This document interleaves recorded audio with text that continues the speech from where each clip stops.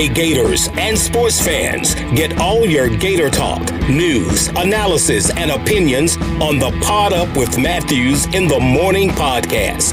Find us on your favorite podcast platform or watch us on Facebook Live between 8 a.m. and 9 a.m. every weekday. Pod Up, because we are Gator fans. So say it's great to be a Florida Gator. Good morning. Welcome. It's July 1st, folks. You made it. Big weekend ahead. It's Pod Up with Matthews in the morning from the Crime Prevention Security System Studios. Large enough to serve you, small enough to care. Got a lot to talk about today, folks. We got JC here in a minute. We'll be joined by Edgar Thompson from the Orlando Sentinel. He'll talk some Billy Napier recruiting. He's doing some stories on some NIL stuff as well. If you missed it, we'll talk about what's going on in NCAA college football, the realignment. But Bradley Beal just signed the max contract for $251 million for 5 years for the Wizards. He has to be the highest paid Gator athlete of all time. I don't think it's even close. JC, you're on the Titan MR hotline. Do you think that he's the highest paid of all time? Not even close. And it's not even close. Not even close. But what I was almost as amazed about that was that this guy, James Harden, who's half broke down, refused a $40-something million deal. And some other guy refused a $250 million or $300 million deal in baseball yesterday or somewhat. So, I mean, all I can tell you is that TV is driving all of this money. And certainly the interest in local, or not local, but live sports is more it's more impressive, I think, today than it ever has been in the past, and it tells you just how lousy television programming is elsewhere. Otherwise, but yeah, QB, listen, man, I'm really impressed. You made it to the beach for the 4th of July there, and just don't get pulled out by that riptide. I know you don't like the big waves; you like the nice, calm waters. But there you are. There you are at the beach. Listen, Yeah, and by the way, great for Bradley Beal. He's a fantastic player. Yes. Yeah, and he's kept his mouth shut and just played with Washington. Not like John Wall, whose belly aches about everything. He just goes out and plays basketball. And he's such a good player. I can't remember if he was an All-Star last year or was supposed to be an All-Star, but he's a phenomenal player. He's good a great dude. player.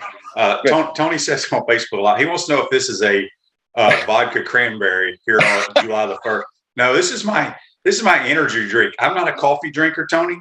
Yeah. This is to get me going, get me fired up for the program to last the full hour.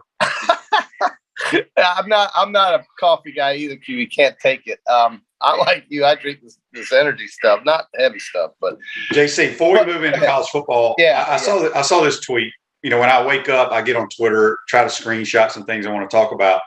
I don't know who tweeted this. I got it blocked out. But it's referring to the Tour 54 this week up at Portland. Yeah. It says, Brandel Chamblee said this. 48 players. Well, first of all, let me read what he was in response to what Greg Norman tweeted. Oh. At the Tour 54 this week, 21 players from the top 100, 17 of the last 50 major winners, 10 of the last 24 major winners.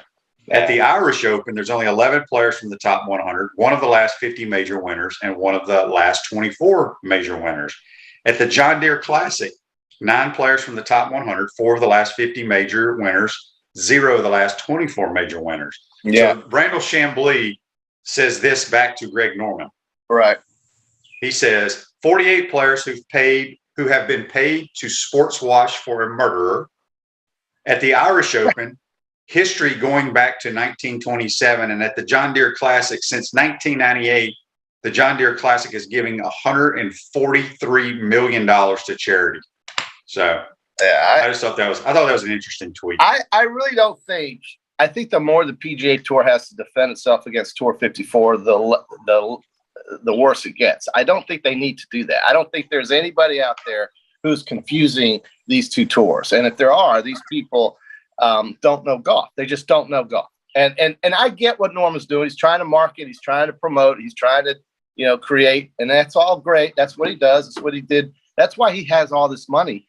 because of what he's done with his clothing line, not because of what he's done on the golf course. That helped him get into clothes. Is the Shark collection or whatever it's called still? Yeah. I mean, can you still buy that? I don't know, but clothing and wine and things like that is why Greg Norman's a billionaire. It has nothing to do with his winnings at golf. That is for sure. But he was very popular. He's very popular at losing the Masters. He was very popular at not winning a lot of big tournaments, but he did win a one or two British Opens, I think, something like that. But at any rate, having said all that, QB, more importantly for us right here, I just think it is great, unbelievable how we have UCLA and USC, who, by the way, I didn't know the brand at UCLA was that impressive ever to begin with, but I know it's all about market, right? But it's amazing to me how Kevin Warren, the Big Ten commissioner, if you can call him that, is thrilled to invite these schools, but was the first guy in line, along with Bob Bowlesby and the rest of them, to destroy Greg Sankey and the Oklahoma, Texas guys when that happened. And then they came up with this wonderful thing called the Alliance. And they were giving us Georgia Tech and Oregon State possibly. And maybe they were giving us Washington and Virginia Tech. And, you know, the Alliance was going to stick together. And here they're doing the exact same damn thing.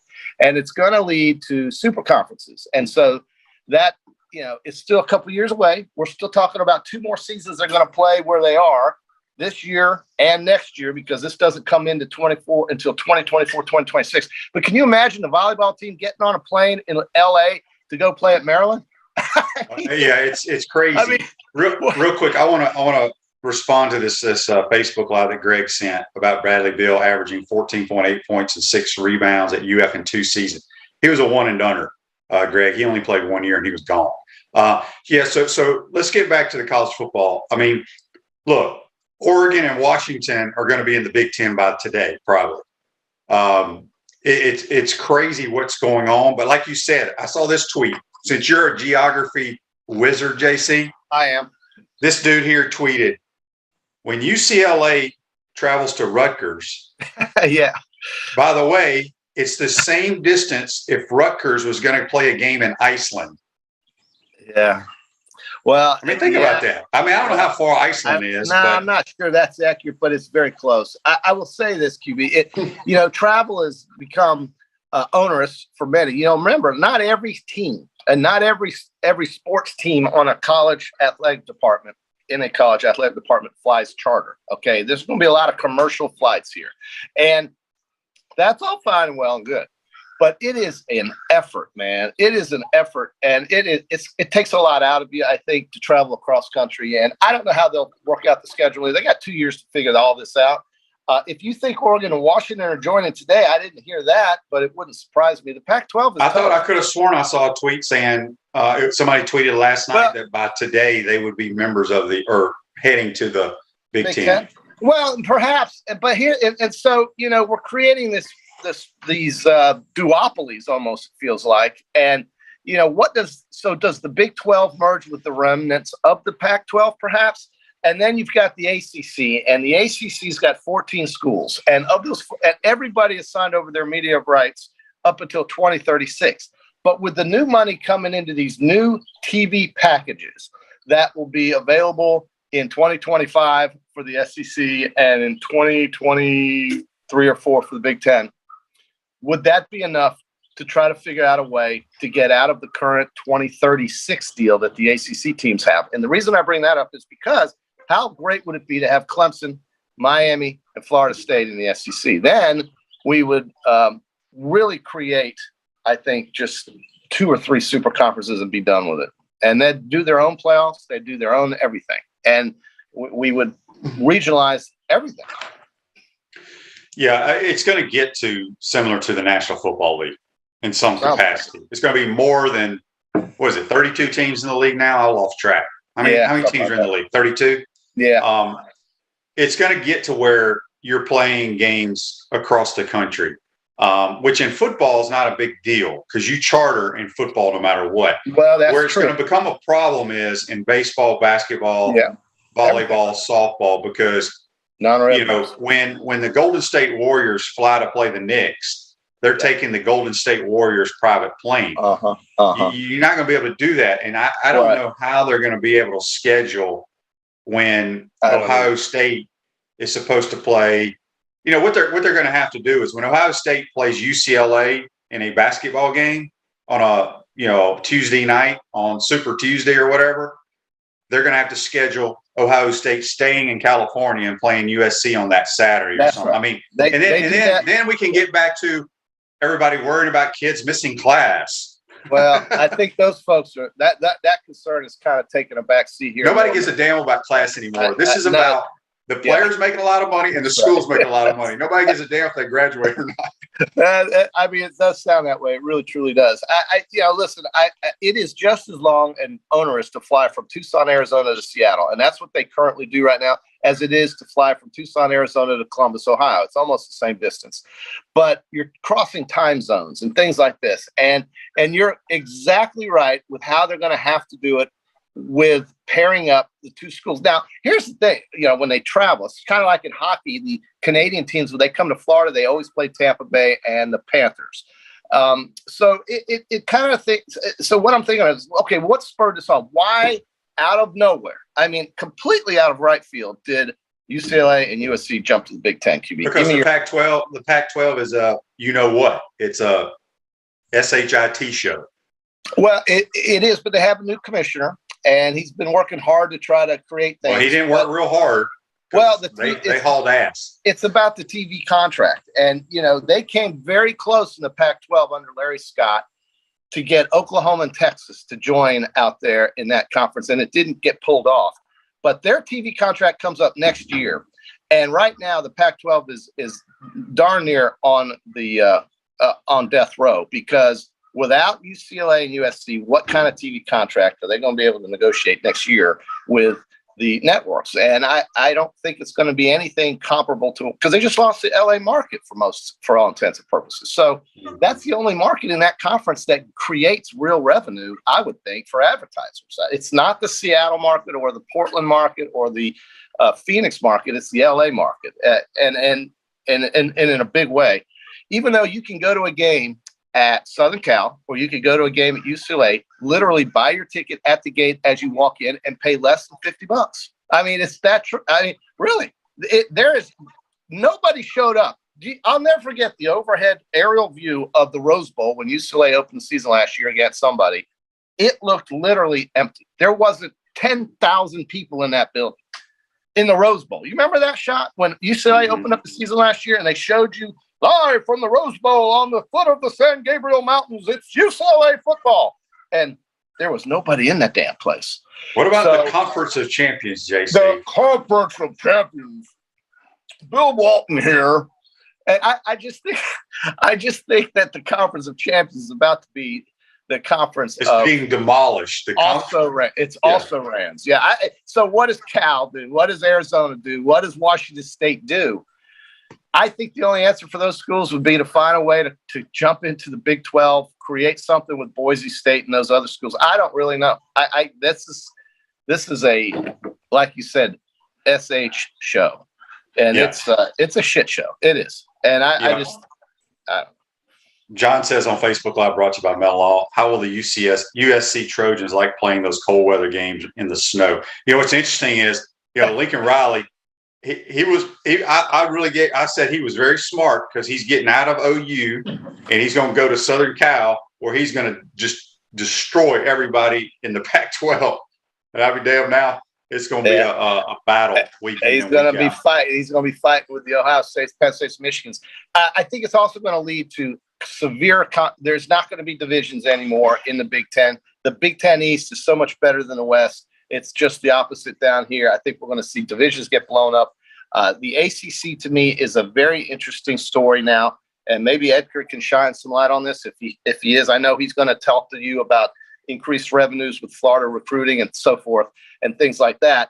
But to me, having Florida State and Clemson potentially, and even Miami in a conference, setting with the University of Florida, I mean, it almost makes you wonder why it hasn't happened a long time, sooner. Well, I read somewhere, JC, where, the schools in the Big Ten and the SEC are pretty much guaranteed roughly around $80 million a year, where On the new USC, contract.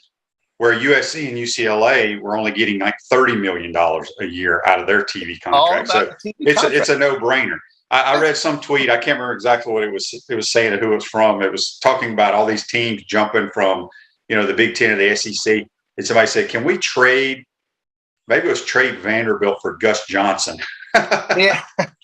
I'm with you there. You know how I feel about Vanderbilt. I mean, Vandy and Northwestern are getting $80 million a year. But see, QB, it doesn't go into football. I mean, all you have to do is look at their program, and that's the problem I have with it, is that other schools subsidize Vanderbilt's athletics, and they do other stuff with the money. And that to me is ridiculous. We're going to hear from Edgar at the end of the hour. I don't mean to bury your lead here, but he's going to talk about revenue creation, or higher revenues for University of Florida recruiting and so forth, brought forth by the money that the school has. Well, it's always had it, and they're going to need to do something with it, and they're doing it. They're about to open up this facility here in a few months or in a month, and that's going to promote recruiting. Therefore, you're going to need to spend more money to recruit. Florida has to recruit better because it's beginning to become mediocre if it doesn't, and has been for 10 years. They need something, and that's what's going to happen. We're going to have more money coming in. It's going to be bigger, better. It's going to be let me stronger. Having said that, yes, money will be coming in, but people need to realize that money is not going to be used to buy football players. It can't. And speaking of that, I am going to have Darren Heitner on, the NIL attorney. I believe it's July the 11th. I'll have to check NIL attorney. You got an attorney coming on from the? Well, no, he's an NIL. He represents a lot of people, and he teaches a NIL class at UF at the law school. Oh, okay. All right. So you can tune in, JC, and you can learn all about it. Ruse Ogre State Farm Office is a team of dedicated insurance professionals ready to help life go right with the right insurance options for you and your family. Visit ogreinsurance.com. Give them a call, 352-240-1779. Speaking with JC on the Titan MR Hotline, we'll be joined by Orlando Sentinel beat writer Edgar Thompson. Get his thoughts. He's doing a bunch of new pieces on Gator football that will have him chime in. And not to mention, QB, one other thing. Sorry to interrupt, but one other thing is, I think you're going to see absolute certainty the University of Utah, your current Pac-12 champions, and a school coming here, join the Big 12, because that's where BYU is. At some point, I would be willing to bet they leave the Pac-10 and go to the Why wouldn't they want to join the Big 10? Well, maybe so, but the Big 12 has BYU in it. That's their natural rival. So, Florida State's our natural rival, and they're in a different conference. Somebody said here on Facebook Live. That's going to change, QB. That's going to change too. Let me find this real quick. They were saying on SEC Network, John says on SEC Network, they said FSU doesn't add value to the SEC, but maybe Miami. Well, that's arguable. You can debate that. But I will tell you, at least FSU has an on-campus stadium.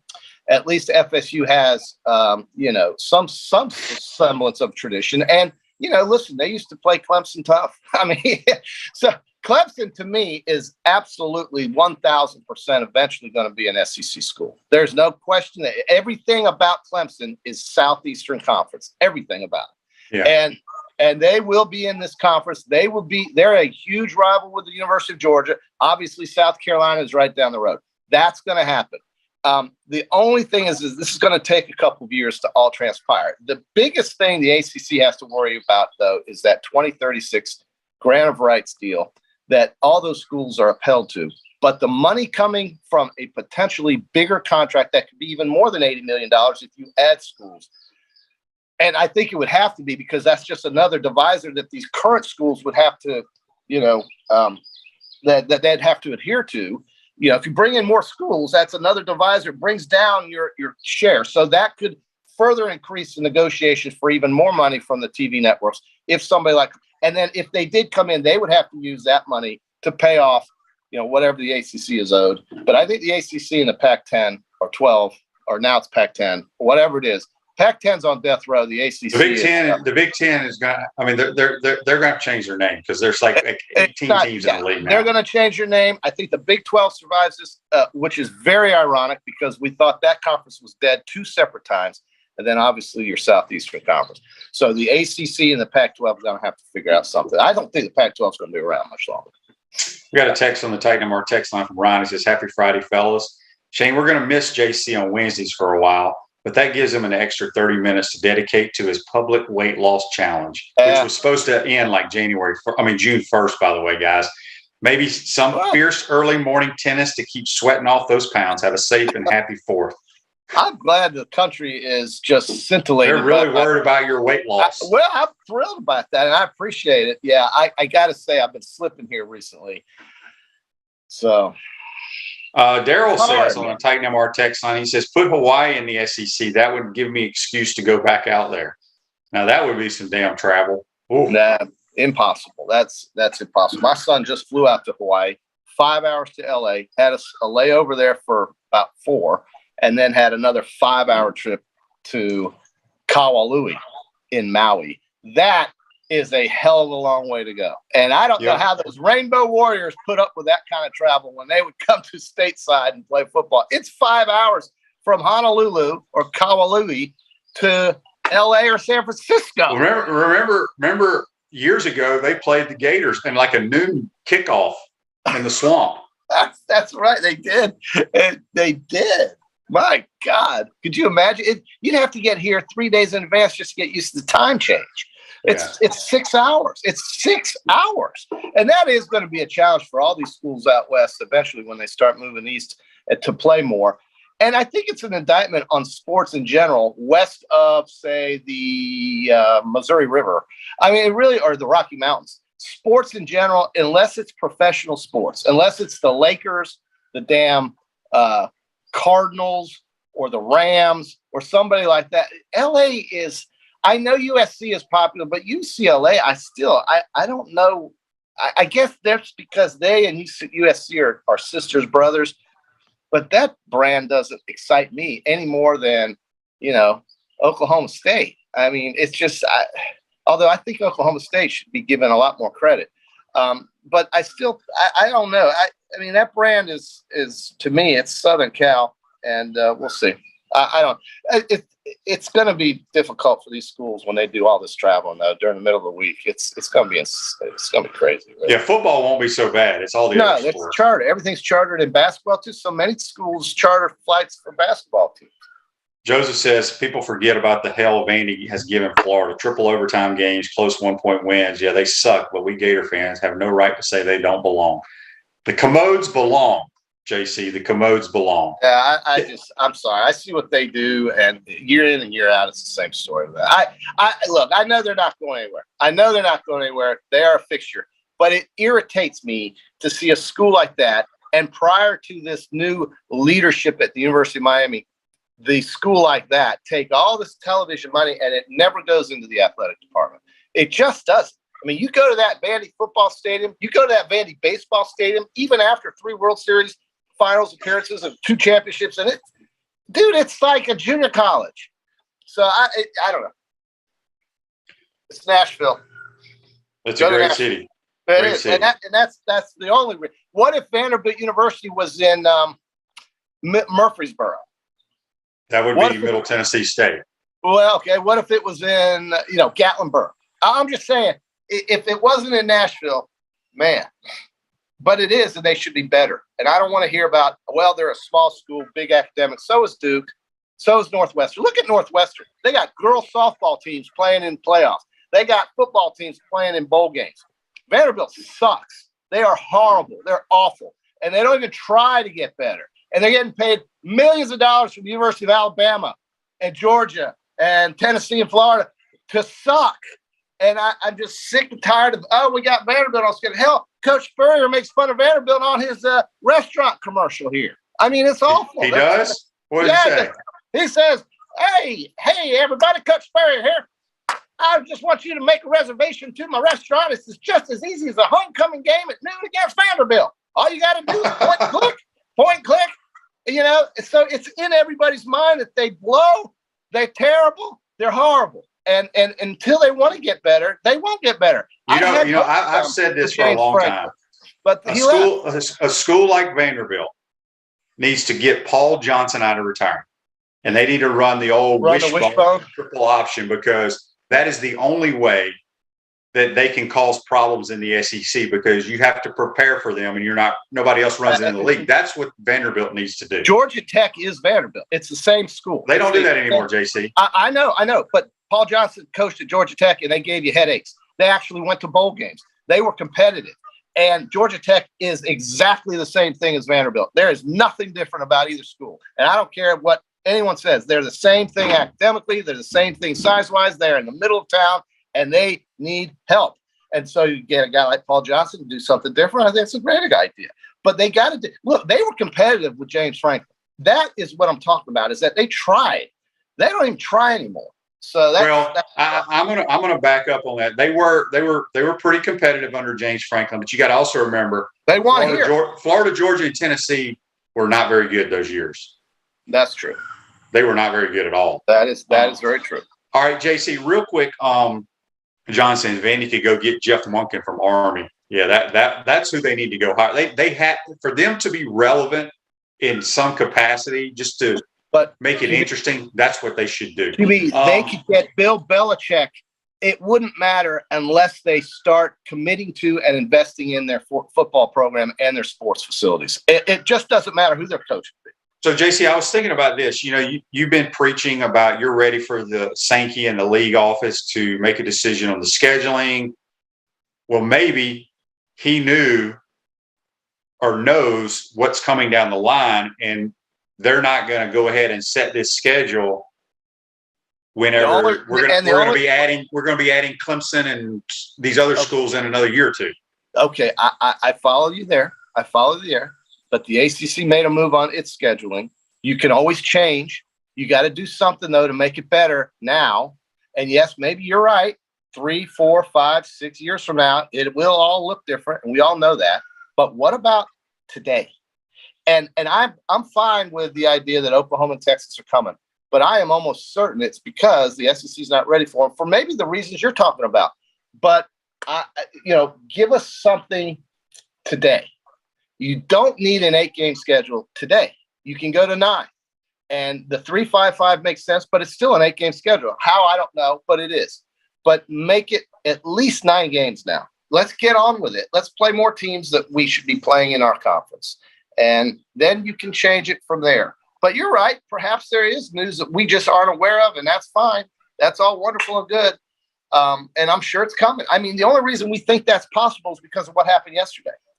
Out of left field, UCLA and USC decide to jump ship. And that took me by surprise. I'm sure it took you, but it's dollar motivated.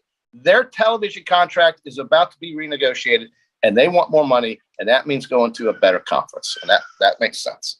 And these hypocrites in the Big Ten who were complaining and criticizing Sankey in the SEC are now they look like hypocrites, but they didn't fool anybody with this alliance crap. That was never going to happen anyway. It was all dog and pony show. We got a text on the Titanamore text line from an anonymous texter. It says, why would UF want Miami or FSU in the SEC? Why wouldn't they? Why would they? Well, it just makes sense that. The bottom line is eventually the ACC probably will not be around. The talk is there's going to be 2 so-called super conferences. We don't know how many teams are going to be in there, maybe 24, 30. And FSU and Miami probably are going to be in that part. I think Clemson for sure. If Oklahoma and Texas are coming, they need to bring Oklahoma State with them, in my opinion. I would have no problem with them. And see, that's the thing. The Big 12 is kind of, they're protecting themselves by adding new teams, and I think they're going to go after Utah to match up with BYU. But back to that question, why would Florida want FSU and Miami? I don't know if it's necessarily a want or a need to have them in the conference, but it just makes sense all the way around because you've got a school that is competing against each other, and it matters more when they play. Not just and FSU needs $80 million a year is what they need. That's right. It matters more. It matters more to those schools. It just means more. It just means more. It does. But for Florida, it could mean that now you play FSU Miami and there's more on the line. It's not just a rivalry, but now it's a conference game. I don't know. I mean, and I don't know if that's what you want at all. And I guess I understand the point of the question is why would they want him in? I don't know. But listen, you be who you are and win. Okay. It doesn't matter what these other schools do. But I think it's going to happen because it just makes sense to me. I mean, I'm sorry if that's a very bad explanation. Maybe it is. But I'm trying. I'm just. Joseph says on Facebook Live, brought to you by Mel Law, kids at Vandy are playing for the love of the game. No NIL mess at that school. Well, nobody's going to love it when you keep losing, 10, 11 games every year. Nobody loves that. And nobody wants to see it either. I'm tired of watching them lose all the time. I'm sure they're tired of losing all the time. And I don't know why the administrators won't invest. They won't invest in those programs. And here's the thing, JC. They can invest. They are redoing their stadium, and they can invest. I don't care if they invested $500 million. I know. Until you get dudes to come play there, they ain't gonna matter. And I do know they're spending $90 million on their football well, that's great. It's about time they do that. But yeah, but QB Vanderbilt does offer stuff. They offer a lot of things to prospective players. Nashville, great education, blah blah blah. But now they're finally coming around to having to invest. And I'm being somewhat, I'm being sarcastic when I say they should be kicked out. I'm not being serious about that. But it's a symbol of how nowadays people have to act differently than they did in the past. You got to start playing the game with NIL. You got to start playing the game with recruiting, and you got to start spending money to keep up. And that was just not the way it was, including here at Florida when Jeremy Foley was here and he wouldn't spend money. And now, you saw what happened after that. After 2008, everything went to hell. So that's just, Vanderbilt's going to come around. I mean, I shouldn't pick on them, but I do. Okay. Well, have a great weekend. We'll talk to you sometime next week, JC. We got to get to Edgar Thompson. Yeah, we're going to take a quick time out. Tell you about the money. We're going to take a quick time out. Come back. We're joined by Orlando Sentinel's Edgar Thompson. You're watching and listening to Pot Up Matthews in the morning. We want to take this moment to thank all our sponsors who keep the show going and pay the bills. Our premium sponsors are Crime Prevention Security Systems, large enough to serve you, small enough to care. Titan MRI, Gainesville's only locally owned and operated MRI facility. Meldon Law, the only official law firm partner of the Florida Gators. Peachland Dental, Gator Nation's first choice for dentistry in Port Charlotte. Comfort Temp, comfort is our business, peace of mind is our promise. QC Kinetics, live pain-free with QC Kinetics. Our gridiron sponsors are Auto ER, UF Bookstores, Celebration Point Town Center, Chris Doring Mortgage, Silverback Concrete Co., Ruse Ogra State Farm Insurance, Doreen Wiebe Realtor Caldwell Banker MM Parish. Our touchdown sponsors are Campus USA Credit Union, Adams Rib Company, Gator Dominoes, Celebrate Primary Care, Gator Bait Media, Okido America, Style Cuts, Ironwood Golf Course, Big Mills Cheesesteaks, MB Listing, McDonald's of Gainesville, 84 Lumber, Tropical Smoothie Cafe, Avra and Smith, Dowling Signs, Baker's Sporting Goods, Silver Cube Billiards and Sports Bar. If you are interested in promoting your business on the show, visit potupwithshane.com and click the Advertise button. Again, thank you to all the great businesses that support the show. If you like what we are doing here, make sure you follow us and support the businesses that support us. Pro football legend Emmitt Smith understands your joint pain. It does not surprise me that there are a ton of people out there that's in pain. That's why Emmitt is such a proponent of QC Kinetics, offering real lasting joint pain relief with non-surgical, all-natural biologic treatments. Whether it's a joint pain, ankle pain, shoulder pain, neck pain, back pain, hip pain, any kind of pain, the body eventually will break down when it's under that much stress. That stress can cloud your judgment to the point that you'll just say yes to the scalpel or yes to another prescription of pain pills. But maybe it's time for a second opinion from QC Kinetics. The reason why I would recommend this is because the natural biologics that QC Kinetics is providing you gives your body a chance to naturally heal itself. Restorative, regenerative solutions are here. Get lasting relief and live your life. Call QC Kinetics 352-400-4550. That's 352-400-4550. QC Kinetics 352-400-4550. Welcome back to the Crime Prevention Security System Studios, large enough to serve you, small enough to care. Celebration Points, where the Gators go to celebrate with premium brands like Escape Apology, Sushi Hana, Regal Cinemas, Kilwins, Le Macaron, Prime and Pearl, and the HBC's restaurant Spurrier's Gridiron Grill, where every Saturday and Sunday from 11 to 2:30, you can get the hottest brunch in town. We'll see you at Celebration Point, where the Gators go to celebrate. And ahead of the Titan MR hotline now, joined by Orlando Sentinels, Edgar Thompson. Good morning, Edgar. How are you, man? Good morning. I'm great. Hope you are. Doing great. A lot of stuff going on in college football as usual. I wanted to bring you on because you wrote a story about the Gators increasing their recruiting budget. And obviously people love to hear anything that's involving recruiting. Tell us what's going on there. Yeah, I've requested the operating budget for 2022-23 a while back. So, it's funny because Napier a week ago today, I think it was, put out that letter to fans just talking about like the holistic approach to player development and all this stuff, which Billy's been talking about ever since he got here. And I really like his kind of big his vision of things, right? I think it's very genuine. I mean, he gets it because let's just think, what is the percentage of guys on this football roster right now exactly that will sniff making one or two paychecks in the National Football League? We talked about this, I think, didn't we? Was it you and I? I mean, I talked about this to a few people. If there are 5 or 8 guys on this roster that play in the NFL, and then maybe a couple have 5-year careers, what are you doing otherwise? So he sees, and he just wants these young men to change their perspective on life and grow and mature as adults. So he wrote that letter and people jumped on it immediately. Oh, it's spin, recruiting sucks. There were people even writing that, like inferring this, which was probably a leap. And UF have been planning that letter for weeks. Now, I might be naive. Billy Napier, he redid all the practice fields and evaluated like every square inch because there were too many, soft tissue injuries. This guy is not writing something like that without 10 people proofreading it and editing it and taking his time. So point I'm making is this isn't spin, this recruiting thing. I asked about this like a month ago and they gave it to me last night. They have increased their budget 55% in recruiting, which was a necessity.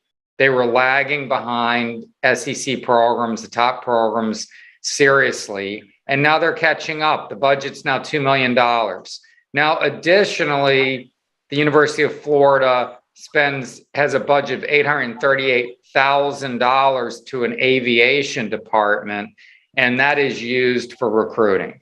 So they save a lot of costs for travel to recruit. Not everyone has that. They have 2 like Gulfstreams or whatever. One's like an $8.5 million plane. Sounds pretty nice. I'd like to take a little trip on that, right? We should go to Pebble Beach and play. Yeah, I actually was on one of them when we had to fly out to Birmingham for Coach Spurrier's award for Nick Saban award or whatever. But let me ask you this, because so they've like increased the investment, the commitment. And that was one of the big things with Philly. He wanted to increase commitment. Overall, the budget in football has gone up $4.72 million. Yes. What's your question? So people always ask me this, when they hear about what Georgia has spent or Alabama has spent, and obviously now we've increased our budget. Is it more on, we have 2 school planes, so I think we save money there. Yeah. But what are they actually, how are they using this money, whereas in old staff didn't? They didn't have the money to spend, but are they putting more like, I don't want to say gifts, or they're putting them in a nicer hotel room or giving them better food? How is that money being spent? Well, there's no breakdown like that, but you, I think, shared a story. Can I bring it up? A story about the Georgia recruiting experience. The food, correct, was like, what's the Rivers barbecue? What's that place called? Four Rivers. Yeah, they had a whole spread, and it was like these young men who can eat like, more than you and I can in a week. They eat a meal, and they're coming in and just loading up on ribs and this, that, and the other. And they come to Florida, and it's like, hamburgers and hot dogs or something. It just wasn't elaborate and impressive. And you got to have a wow factor with these kids. So that's part of it, I assume. And yeah, maybe better accommodations. I don't know what they're going to spend it on, but believe me, it'll be a lot of bells and whistles and stuff to impress these young men. But for our listeners, because I'm going to have Darren Heitner on to kind of explain what NIL is actually all about next week, or maybe it's the following week. But I've tried to explain to people, because a lot of my friends don't understand NIL. That money that they have put into recruiting is not to stroke a check for player X to be a Gator. They can't be involved. NIL, right. And I don't think people understand that, because you're on Twitter a lot. You see the Gator Nation about our administration needs to get on board and do this and do that. That they have nothing to do with NIL, and people don't understand that. Yeah, no, they can't be involved. Is there some back channeling, let's say, from Eddie Rojas to somebody at UF about like interviews that are being conducted? I don't know. I mean, they're giving interviews. Certain guys, there's some people in this beat who are like interviewing Anthony Richardson all the time. I haven't talked to Anthony Richardson since the spring game. He's done 10 interviews. These are being set up by Eddie. Does UF know that? Is it like, hey, Eddie, hey, man, Anthony's going to talk to X person. Cool. I don't know. I'm not involved in all that, but the money push, who's getting this and that. But it is, Dan Wetzel made a great observation on the Yahoo Sports podcast, which is terrific. And he's like, it's kind of uncanny how these collectives know exactly who the top recruits are all the time. Now, you can find that out on 24/7 Sports or on 3 or whatever, but you'd have to do some research. It wouldn't take much. But the main targets, like Rashada, who was the big story a week ago. Yeah, I mean, it is what it is.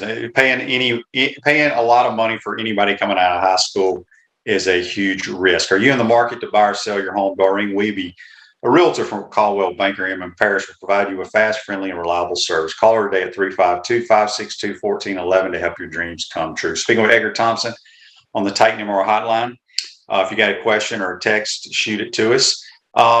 Rick says, maybe I need to join Twitter so I can tweet too. Yeah, Rick, you would love Twitter. It is awesome. You get a lot of good information there. Double-edged sword. Yeah, there's no question. All right, Edgar, let's jump in, because, I mean, time flies when you're on this program for some reason. I want to get your thoughts on the national landscape of college football. You know, it's changing daily. We all know it's going to change. Eventually, there's probably only going to be a couple of conferences, everybody playing everybody. But were you surprised about USC and UCLA? Yeah, tremendously. I was pretty blindsided by that. And we were talking right before this started. It makes a lot of sense in football, I guess. I mean, for one, they just absolutely, like, as I think the word Dan Wetzel, I was listening to their podcast, napalm the Rose Bowl.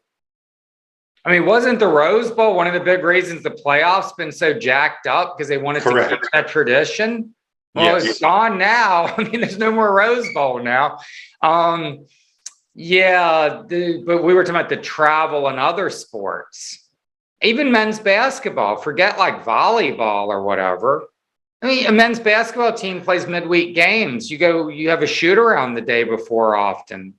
What you're wrecking like an entire week just to go play USC at Illinois. Forget a Rutgers game or whatever. They're gonna have to schedule it where they fly and they play 2 or 3 games on the East Coast. You know, and I was talking to JC about it. Now? What's that? You're an NBA team now? Pretty much. Without it's going to have to be like an NBA schedule, but without a private plane. And you know, although some of those schools do have a plane that they can take their basketball. Football, they definitely do. Yeah, but you know, my point to the whole thing was, remember a few years ago when these presidents and stuff were talking about they wanted to expand the playoffs and all this, but they worried about kids' academics and being out of class. Nobody cares about that anymore. Mental health. Yeah. You're going to have a bunch of kids that are just going to be exhausted. So it did blindside me. And I'm very close with the LA Times sports editor. She was my editor at the Orlando Sentinel for years, Eliana Limon Romero. She's like a star in the business. I mean, she's the SE at LA Times, just promoted a month ago. And I felt terrible. I emailed her this morning. I'm like, man, that was a rough one. I mean, that's a blindsided story. I mean, if you're sitting there at the LA Times, like, what? The two marquee schools in our market are gone to the Big Ten. And what's that doing to their travel budget? I mean, look, seriously, we're cutting our budget back. Everyone is. I mean, look at the economy. That's going to really make it difficult to report on those teams from my perspective, but nobody cares about that. But in terms of the playoff, what's the next domino, man? Or a conference? What's going to happen in the SEC? Should the SEC go after Clemson? Yes. Florida State? Is it Clemson, Florida State, Clemson, Miami? Who would you go? Clemson, Notre Dame in the SEC? That feels like weird. What is it? I think Clemson's a no-brainer. From I Miami do too, but what's Florida, the other? Miami and Florida State, I don't know. I mean, I think both of them eventually will be. I got a Facebook Live here from Joseph, brought to you by Mellon. He says he's convinced outside of the athletic department at UF, football isn't that important. Their admissions practices says it all. What do you think about that? I just don't know enough about who they're keeping out. Are they not getting kids in? And I think they have some waivers for academic risk type kids, or kids that might have, special needs in terms of, and I don't mean like, true special needs kids that needs, but like maybe a guy who's got dyslexia. Or just doesn't, learn as quickly. They have some waivers to get some people in like that. I don't know, man. I mean, is that really? I mean, you hear it at Notre Dame. Notre Dame even started relaxing some stuff under Kelly to a degree. University of Virginia was known for that. My dad, a lot of my friends went there. And some of them were like, man, they've really under Al Groh, they really relaxed academic standards to get guys like Ahmad Brooks in. I think you can get in who you want for the most part. You usually can't. I mean, look, I know some coaches that coach at Duke, and and they told me that if you're a good enough player, they're going to get you in as long as you don't have any off the field issues. I mean, think about basketball. Come on. You trying to tell me all those kids are academically qualified to go to Duke? There's no way. So I'm not look at qualified to go to Duke. I look at it more as the admissions has hurt the student body at the Florida games more than anything, because they don't let a whole lot of legacy kids get into the school at all. At Chris Doring Mortgage, they do mortgage lending right, helping home buyers throughout Gainesville and North Central Florida. Call Chris Doring Mortgage today at 352-244-0840. All right, Edgar, before we let you go, you and I always have to talk a little bit of golf. Okay. Have you watched any of the Tour 54, is what I like to call it? No, I don't even know where to access it. It's like YouTube channel. I looked at the leaderboard this morning, which is funny you asked, because I hadn't been doing that either, because I knew there were going to be some better players in this field.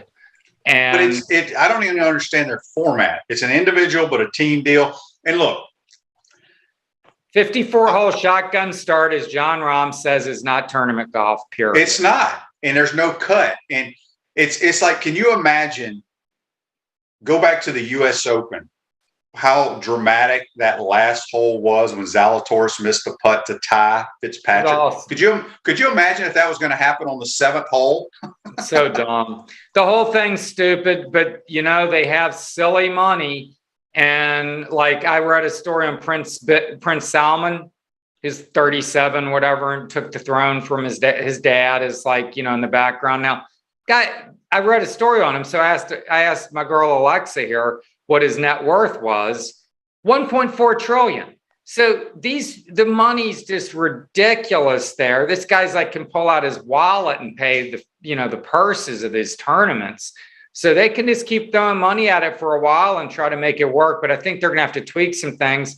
The PGA Tour has stepped up in some ways. In fact, the Bay Hill event that I cover every year and have for a long time, and it's a great event, is going to be fantastic now because the purse is going from 12 to 20 million. Who isn't going to play Bay Hill now? Everyone will play it. But who's going to be everyone is the question, because so many guys are leaving for Live. It's a mess. But if you look at, I mean, there's a handful of guys that have been real relevant recently, but majority of those guys, they're never going to be competitive on the PGA Tour. The Pat Perez's of the world, at least he came out and said, this is like me winning the lottery, at my age. I have no problem with that. I respect that. Go take your money, Pat Perez, because you're not going to win on the tour anyway. Well, he needs it for his wife's plastic surgery, because if you saw that video of that woman. No, I've never seen it. Oh, go watch it. Instagram post by her screaming and yelling. I mean, she's got like lips that are the whole like 9-yard plastic surgery fiasco. Whatever. I used to really like that guy. He's kind of a clown. I mean, Koepka, you look at the character of these people, and I'm not like sitting here saying I'm some morally upstanding person. I mean, I'm just saying, if you look at the history of these people, they all got a little something. Sergio, I mean, he's kind of petulant and got his thing. Poulter's a little, DJ. They're all, you're not talking about the most, like Rory McIlroy's. Rory McIlroy is an extremely high character person who just impresses. I think John Rahm as well. Oh, incredible guy to talk with. I mean, JT, these are really like extremely impressive people to like interview and talk with. Jordan Spieth. These guys are not going to Live. The guys that Live got, some have surprised me a little. Graham McDowell, I've always thought he was like one of the good guys. Graham McDowell shot 7 over yesterday. He's going to be out of Live soon. Where's he going now? Well, that's my point. These guys aren't relative, and they can't make the money they want to make on the tour because they can't make cuts. So just take the payday and then see what happens. I mean, I don't know if they get rid of them or what, but they're a Live for sports writers.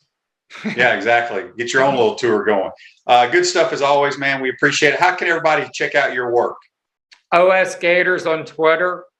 Appreciate anyone who follows me. Thanks always for the plug, Shane, and the time. It always does go pretty fast. Yes. Yeah. Well, we appreciate it. Have a great 4th of July, my man. We'll talk to you soon. Thanks, guys. See ya. That's Edgar Thompson. Join us on the Titan More Hotline. We're going to take our final time out, come back, and wrap up this Friday edition. We want to take this moment to thank all our sponsors who keep the show going and pay the bills. Our premium sponsors are Crime Prevention Security Systems, large enough to serve you, small enough to care. Titan MRI, Gainesville's only locally owned and operated MRI facility. Meldon Law, the only official law firm partner of the Florida Gators. Peachland Dental, Gator Nation's first choice for dentistry in Port Charlotte. Comfort Temp, comfort is our business, peace of mind is our promise. QC Kinetics, live pain-free with QC Kinetics. Our gridiron sponsors are Auto ER, UF Bookstores, Celebration Point Town Center, Chris Doring Mortgage, Silverback Concrete Co., Ruse Ogra State Farm Insurance, Doreen Wiebe Realtor Caldwell Banker M.M. Parish. Our touchdown sponsors are Campus USA Credit Union, Adams Rib Company, Gator Dominoes, Celebrate Primary Care, Gator Bait Media, Okido America, Style Cuts, Ironwood Golf Course, Big Mills Cheesesteaks, MB Listing, McDonald's of Gainesville, 84 Lumber, Tropical Smoothie Cafe, Avra and Smith, Dowling Signs, Baker's Sporting Goods, Silver Cube Billiards and Sports Bar. If you are interested in promoting your business on the show, visit potupwithshane.com and click the Advertise button. Again, thank you to all the great businesses that support the show. If you like what we are doing here, make sure you follow us and support the businesses that support us. Welcome back to the Crime Prevention Security System Studios, large enough to serve you, small enough to care. Hey, folks, Peachland Dentistry, Gator Nation's #1 choice for dentistry in Port Charlotte surrounding areas. Go visit them at peachlanddental.com. This day in sports brought to you by our good friends at Comfort Temp. Comfort is our business. Peace of mind is our promise. Beat the summer heat and schedule your air conditioners tune up today, keeping you chill in the Florida heat far away. Comfort Temp, Heating and Air. Give them a call today, 352-376-2366. This day in sports in 1859, Rick probably was around then in 1859, first intercollegiate baseball game. Amherst beats Williams 66-32 That's in a baseball game, folks. Obviously, they had bad pitching to score that many runs. So that's This Day in Sports, brought to you by our good friends at Comfort Temp. We are going to be, y'all have a great weekend. We'll be back on Tuesday, and we're going to have a lot of good stuff for you starting next week with the program. Make sure you tell all your friends and family to tune in. Have a great 4th of July weekend, folks, and we'll see you then. Take care.